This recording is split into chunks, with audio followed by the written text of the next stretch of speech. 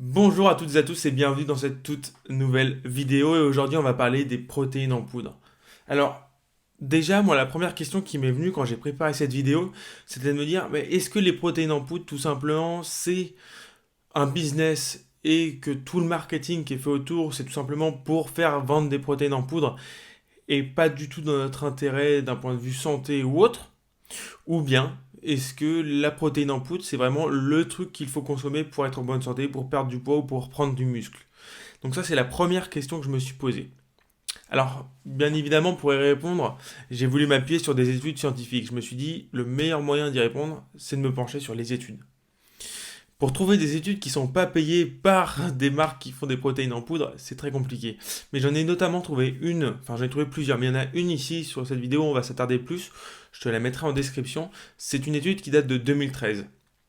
Et donc cette étude, elle se base sur le fait que tout simplement des scientifiques ont mis en avant le fait que je vais te donner les résultats, je vais pas te donner le protocole, si tu veux toutes les informations, tu pourras aller les regarder.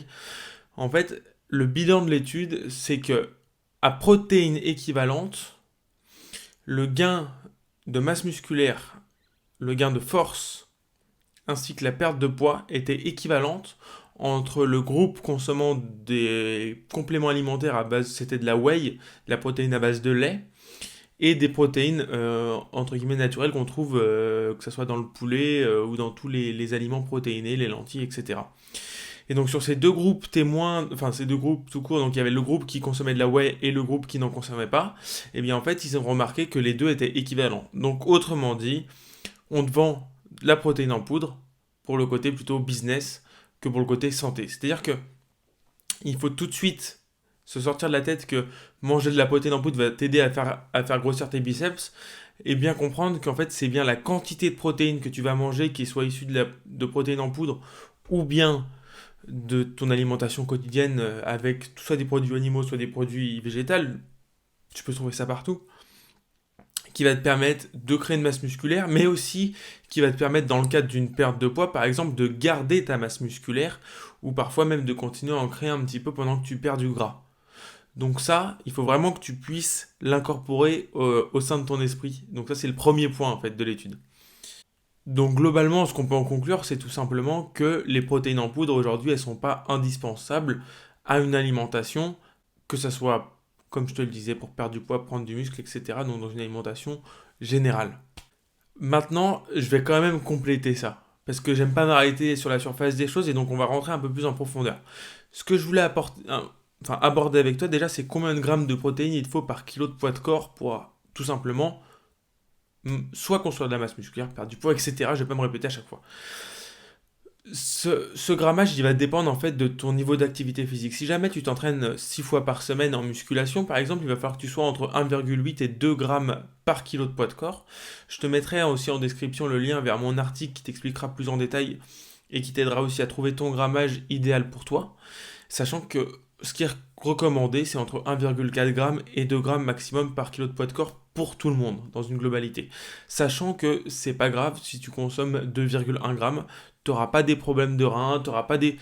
Voilà, tant que tu restes dans une consommation qui reste aux alentours des 2 grammes, ça va. Tu n'auras jamais de problème, ça sera pas grave. Maintenant, au niveau, si on revient sur notre sujet des protéines en poudre. Le deuxième point important, c'est est-ce que les protéines en poudre, ben ça a un aspect positif pour la santé quand même. Mais moi, je vais argumenter ça par deux points principalement. Le premier, c'est que les protéines en poudre, avant d'avoir des protéines en poudre, c'est soit du lait, soit des pois chiches qui vont être transformés donc en whey ou en protéines de pois chiches par exemple, ou plein d'autres choses. Mais en- à la base, on a quand même un aliment qui est brut, qui va être les pois chiches par exemple, et on va en avoir un pot. Donc, ce qu'il faut se poser comme question, c'est est-ce que le processus pour passer de l'un à l'autre, ben, il est naturel? Malheureusement, je pense que tu te doutes de la réponse, mais pour passer de pois chiches à de la poudre qui va être la protéine, il y a énormément de processus chimiques. Ces processus chimiques ils vont transformer l'aliment.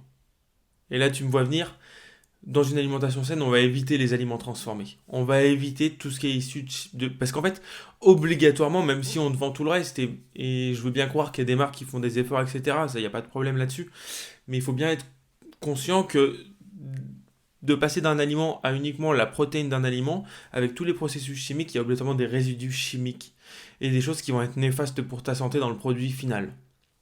Donc ça, c'est le premier point. C'est issu d'un processus chimique, donc obligatoirement il y a des résidus, donc c'est pas spécialement ouf pour ta santé.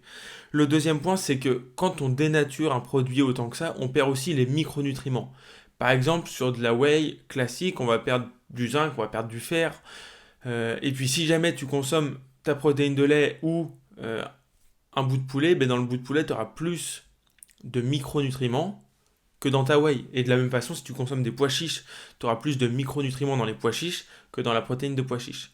Et c'est le cas pour toutes les protéines en général. Donc les deux points, voilà, c'est un processus chimique, donc pour la santé, c'est pas ouf. Et ça, il faut vraiment que tu le conscientises. Et le deuxième point, c'est tout simplement que, obligatoirement, on perd des micronutriments, on perd des vitamines, on perd des minéraux, et on perd beaucoup, beaucoup pour en fait l'aspect santé. Donc, maintenant qu'on a répondu aux deux premières questions, est-ce que c'est pour le business? Est-ce que ça a un réel impact? C'est plutôt pour le business. Est-ce que c'est bon pour la santé? Pas spécialement. En tout cas, c'est mieux de partir sur des aliments naturels. Mais est-ce que tu dois en consommer? Tu te doutes bien de ma réponse.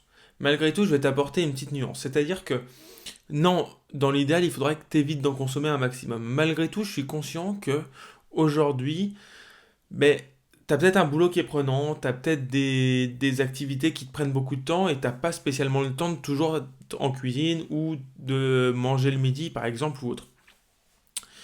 Donc, est-ce que je te conseille d'en prendre? Non, mais je comprends tout à fait que, par exemple, t'es au bureau, t'es entre deux réunions ou je sais pas, de rendez-vous clients, peu importe, et t'es un peu dans la galère, mais c'est possible de prendre un shaker de whey. Euh, Maintenant, moi, est-ce que je le fais? Absolument pas. Pour être transparent avec toi, je ne consomme pas du tout de protéines en poudre et j'en ai jamais réellement consommé. J'ai déjà goûté, mais c'est tout. Parce que je vois pas l'intérêt, dans le sens où j'arrive à avoir une alimentation qui me comble. J'en ai aucun intérêt. Donc, maintenant, c'est à toi de voir. Est-ce que tu es prêt à faire ce sacrifice-là, entre guillemets, pour en consommer ou pas? Donc voilà, j'espère en tout cas que cette vidéo elle t'aura permis de mieux comprendre à quoi servent les protéines, à essayer aussi de te dissuader d'un peu d'en consommer, je sais pas si tu l'as remarqué. Mais voilà, moi je te souhaite une très bonne fin de journée, c'était Clément. Si la vidéo t'a plu, tu peux la liker, la partager, t'abonner, etc., etc. Moi je te dis à très bientôt, c'était Clément, ciao.